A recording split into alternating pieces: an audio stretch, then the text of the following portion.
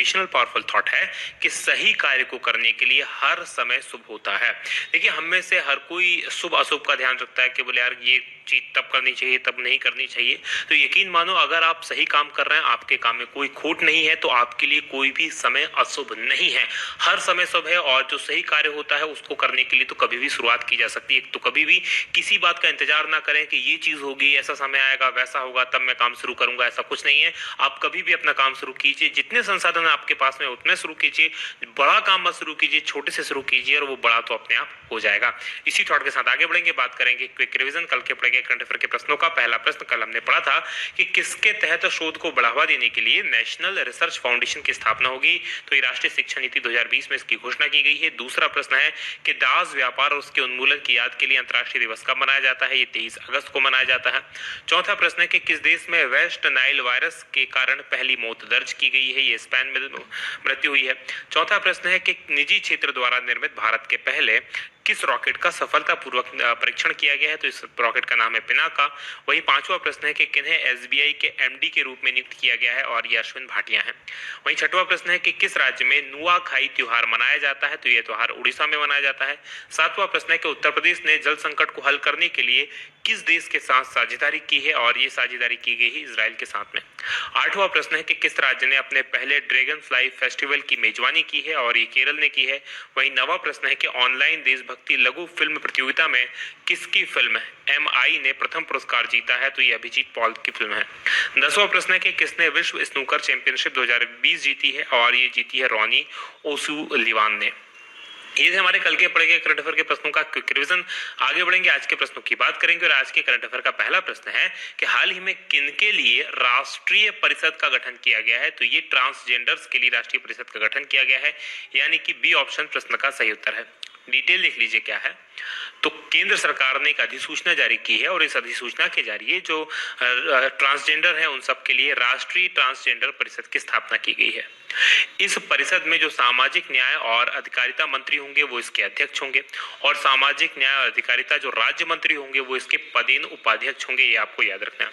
फिर सदस्यों में काफी सारे लोग होंगे, महिला आयोग के भी इसमें सदस्य होंगे। इसके अलावा जो ट्रांसजेंडर समुदाय है उसके भी कुछ लोग इसमें शामिल होंगे। ट्रांसजेंडर समुदायों के लिए जो अलग अलग एनजीओ काम कर रहे हैं उनके विशेषज्ञ इसमें शामिल होंगे। राज्यों के अधिकारी वगैरह इसमें शामिल होंगे। तो काफी बड़ी परिषद ये होने वाली है। राष्ट्रीय परिषद काम क्या करेगी, तो सरकार को ट्रांसजेंडर व्यक्तियों के संदर्भ में नीतियां बनाने के लिए, कार्यक्रम और कानून और परियोजनाएं तैयार करने के लिए, यानी कि ट्रांसजेंडर्स को किस प्रकार से विकास की मुख्य धारा में लेके आए, उनके लिए किस प्रकार की नीतियां बनाई जानी चाहिए, कौन कौन सी योजनाएं चलाई जानी चाहिए, कानून में क्या क्या चेंजेस किए जाने चाहिए, उन सब के बारे में सलाह देगी। तो जो राष्ट्रीय परिषद है, ट्रांसजेंडर से संबंधित मामलों का संचालन करने वाले जितने भी विभाग हैं और सरकारी विभाग हैं, गैर सरकारी संगठन है, उनकी गतिविधियों को देखेगी, उनकी समीक्षा करेगी और कोशिश करेगी कि उनके बीच में समन्वय हो ताकि वो और अच्छे से काम कर सकें। बढ़ेंगे आगे। बात दूसरे प्रश्न की होगी कि माई IAF मोबाइल ऐप, इसका शुभारंभ किनके द्वारा किया गया है। तो इसका शुभारंभ किया गया है air chief marshal Rakesh Kumar Singh Bhadauria ji के द्वारा, यानी कि सी ऑप्शन प्रश्न का सही उत्तर है। डिटेल लिख लीजिए क्या है।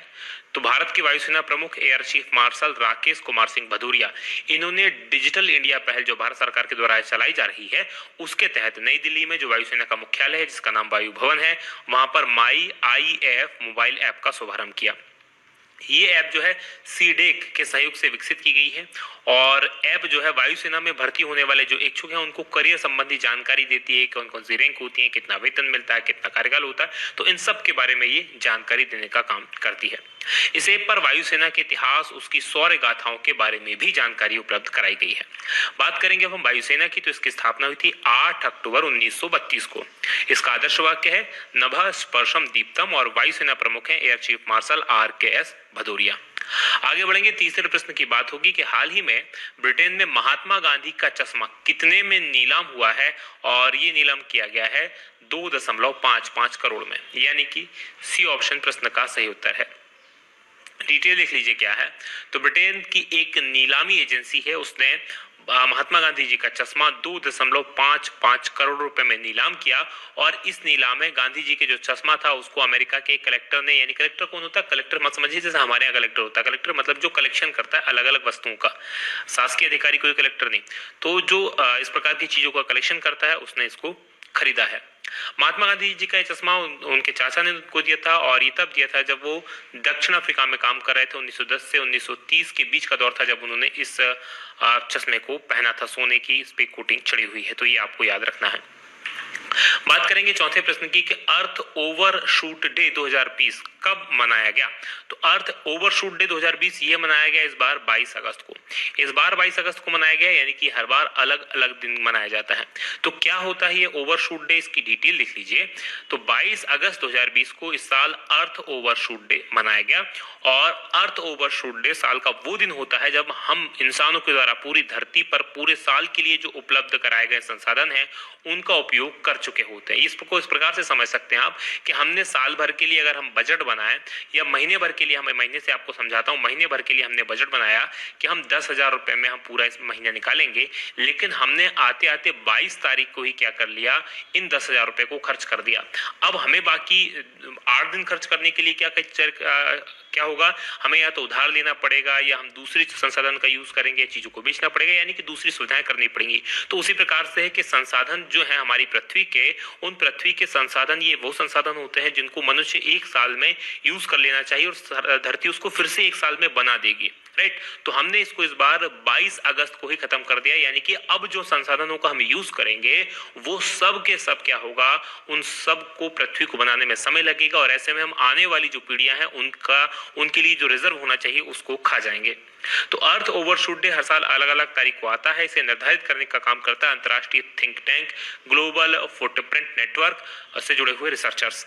अब बात करते हैं पिछले साल ये कब आया था। तो पिछले साल ये 24 दिन, इस बार पिछले साल की अपेक्षा 24 दिन देर से आया था। पिछली बार 29 जुलाई को आया था। तो इस बार इसका बड़ा कारण ये है कोरोना वायरस, क्योंकि कोरोना वायरस के कारण दुनिया भर के अंदर जो है लॉकडाउन लगा हुआ है और जो आर्थिक गतिविधियां हुई हैं वो कम हुई है। तो इस बार थोड़ा सा ये लेट आया है, लेकिन ये 29 जुलाई को ही पिछली बार आ गया था।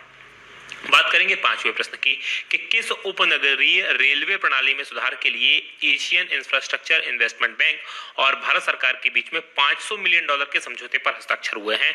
और ये हुए हैं मुंबई उपनगरीय रेलवे प्रणाली में सुधार के लिए, यानी कि बी ऑप्शन प्रश्न का सही उत्तर है। डिटेल लिख लीजिए क्या है। तो भारत सरकार और एशियन इंफ्रास्ट्रक्चर इन्वेस्टमेंट बैंक यानी AIIB ने मुंबई में उपनगरीय रेलवे प्रणाली की नेटवर्क क्षमता, सेवा गुणवत्ता में सुधार के लिए $500 मिलियन के समझौतों पर हस्ताक्षर किए हैं। इस परियोजना से नेटवर्क क्षमता में वृद्धि होने के साथ ही यात्रियों के यात्रा समय और जानलेवा दुर्घटनाओं में कमी आने की उम्मीद है। बात करें मुंबई महानगर क्षेत्र की, तो ये जो है 22.8 मिलियन 2011 की जनगणना के अनुसार इस क्षेत्र की आबादी है और भारत का सबसे अधिक आबादी वाला महानगरीय क्षेत्र है। 2031 तक की बात करें तो इसकी आबादी करीब 29.3 मिलियन और 2041 तक यहाँ की आबादी 32.1 मिलियन पहुंचने की उम्मीद है। 1 मिलियन में याद रखिएगा 10 लाख बराबर 1 मिलियन होता है। बात करेंगे अब हम छठवें प्रश्न की कि किसके द्वारा लिखित वन अरेंज्ड मर्डर नामक पुस्तक का विमोचन हुआ है। और ये पुस्तक लिखी है चेतन भगत ने, यानी कि सी ऑप्शन प्रश्न का सही उत्तर है। डिटेल लिख लीजिए क्या है। तो चेतन भगत द्वारा लिखित पुस्तक वन अरेंज्ड मर्डर, इसका विमोचन हुआ 28 सितंबर को और वेस्टलैंड पब्लिकेशन के द्वारा ये पुस्तक लिखी गई थी। फिक्शन बुक है और ये एक अरेंज मैरिज की पृष्ठभूमि पर एक मर्डर मिस्ट्री का चित्रण करती है कि कैसे अरेंज मैरिज में एक मर्डर हो जाता है। ये लेखक की नवी नॉवेल है और कुल मिलाकर 11 पुस्तकें लिख चुके हैं। इससे पहले द गर्ल इन रूम 105 इनकी आखिरी पुस्तक थी। बात करेंगे सातवें प्रश्न की कि किसने तेंजिंग नोर्गे राष्ट्रीय साहसिक पुरस्कार 2019 जीता है। और ये पुरस्कार दिया गया है गजानंद यादव को, यानी कि डी ऑप्शन प्रश्न का सही उत्तर है। डिटेल लिख लीजिए क्या है। तो विंग कमांडर गजानंद यादव, इन्होंने एयर एडवेंचर श्रेणी में तेंजिंग नोर्गे राष्ट्रीय साहसिक पुरस्कार 2019 जीता है। और गजानंद यादव की बात करें तो ये पैराशूट जंप प्रशिक्षक हैं, पैराशूट से जंप करते हैं। IAF इंडियन एयरफोर्स की जो स्काई डाइविंग टीम है, आकाशगंगा उस टीम का नाम है, उस टीम के ये सदस्य हैं। और अभी तक करीब 2900 से ज्यादा बार इन्होंने आसमान से छलांग लगाई है। तेंजिंग नोर्गे राष्ट्रीय साहसिक पुरस्कारों की बात करें तो यह साहसिक खेलों के लिए भारत का सबसे बड़ा राष्ट्रीय पुरस्कार माना जाता है और इसको अर्जुन पुरस्कार के बराबर माना जाता है। बात करेंगे 8वें प्रश्न की कि किस राज्य में भारत के सबसे लंबे नदी रोपवे का उद्घाटन हुआ है, और ये उद्घाटन हुआ है असम में, यानी कि ए ऑप्शन प्रश्न का सही उत्तर है। डिटेल लिख लीजिए क्या है, तो असम में भारत की सबसे लंबी नदी रोपवे क्या होता है, इस प्रकार की केबल्स पे चलने वाली की गाड़ी होती है, इसमें लोग बैठकर यहाँ से वापस एक तरफ से दूसरी तरफ जाते हैं, तो इसका उद्घाटन किया गया है। कितना लंबा है ये रोपवे, तो 1.8 किलोमीटर लंबा है, जो ब्रह्मपुत्र नदी पर गुवाहाटी और उत्तरी गुवाहाटी को आपस में जोड़ने का काम करता है। इस रोपवे का संचालन जो है वो गुवाहाटी के कचहरी घाट से उत्तरी गुवाहाटी के डोल गोविंदा मंदिर के बीच में किया जाएगा। बात करेंगे अब असम की, तो मैप में देख लीजिए असम है। असम को पूर्वोत्तर राज्यों का प्रवेश द्वार भी कहा जाता है, क्योंकि असम से होकर ही भारत के बाकी जो पूर्वोत्तर राज्य हैं उन तक पहुंचा जा सकता है। 26 जनवरी 1960 को इसकी स्थापना हुई थी, गठन हुआ था। दिसपुर यहाँ की राजधानी है। मुख्यमंत्री सर्बानंद सोनोवाल हैं। राज्यपाल प्रोफेसर जगदीश मुखी हैं। लोकसभा की 14 सीटें हैं, राज्यसभा की 7 सीटें हैं, विधानसभा की 126 सीटें हैं। प्रमुख राष्ट्रीय उद्यानों की बात करें तो काजीरंगा नेशनल पार्क यहाँ पर है, नामेरी नेशनल पार्क है, मानस नेशनल पार्क है, डिब्रू साइखोवा नेशनल पार्क है और औरंग नेशनल पार्क है। आगे बढ़ेंगे 90 प्रश्न की बात करेंगे कि कब तक भारत की जनसंख्या 152 करोड़ की हो जाएगी, और ये जनसंख्या 2036 में होगी, यानी कि बी ऑप्शन प्रश्न का सही उत्तर है। डिटेल लिख लीजिए क्या है, तो जनसंख्या पर राष्ट्रीय आयोग की एक रिपोर्ट आई है इस 2011 से लेकर 36 की अवधि के लिए, और इसमें जनसंख्या संबंधी जो अनुमान है इसकी रिपोर्ट जारी की है। इसमें ये तो कहा गया है कि चीन से हम अगले 10 साल में चाइना से आगे निकल जाएगा भारत जनसंख्या के मामले में, और रिपोर्ट के अनुसार भारत की जनसंख्या 2036 तक 1.52 अरब हो जाएगी, तो ये आपको याद रखना है। और 2031 तक की बात करें तो भारत चाइना से आगे निकल जाएगा और दुनिया में सबसे अधिक आबादी वाला देश होगा। रिपोर्ट में ये भी कहा गया है कि जो देश का लिंगानुपात होगा उसमें सकारात्मक बढ़ोतरी होगी, यानी अभी की बात करें तो 1000 पुरुषों पर अभी 943 महिलाएं हैं, जबकि 2036 तक ये बढ़कर 957 हो जाएगा।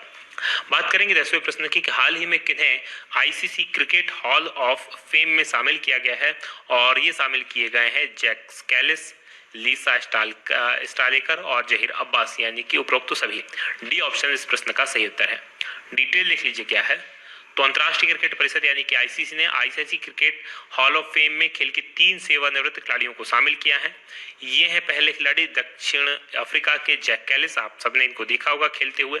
ऑस्ट्रेलिया की विश्व कप विजेता ऑलराउंडर खिलाड़ी लीसा स्टालेकर ये हैं, और पाकिस्तान के 1970 से 80 के दशक के बल्लेबाज जिन्हें एशियाई ब्रेडमैन के नाम से जाना जाता था, जहीर अब्बास, तो इनको शामिल किया गया है आईसीसी के हॉल ऑफ फेम में। इनमें शामिल होने वाले कैलिस जो है 4थे दक्षिण अफ्रीकी खिलाड़ी हैं, जबकि जहीर अब्बास 6ठे पाकिस्तानी खिलाड़ी हैं। बात करेंगे अब हम कल के सवाल की, क्योंकि आज का हमारा करंट अफेयर यहीं तक था। हमने कल आपसे प्रश्न पूछा था कि किस राज्य के खाजे, हरमल, मिर्च और मिंदोली केले को जीआई टैग दिया गया है, और ये गोवा का केला है, यानी कि ए ऑप्शन प्रश्न का सही उत्तर है। सवाल है कि किस भारतीय क्रिकेटर ने अंतर्राष्ट्रीय क्रिकेट से संन्यास ले लिया है, और अंतर्राष्ट्रीय क्रिकेट से संन्यास लिया है इनमें से किस भारतीय क्रिकेटर के द्वारा, तो कमेंट करके बताइएगा, और ये वीडियो कैसा लगा ये बताना मत भूलिएगा। आज की बात करेंगे यहीं समाप्त। आप लोगों का बहुत बहुत धन्यवाद।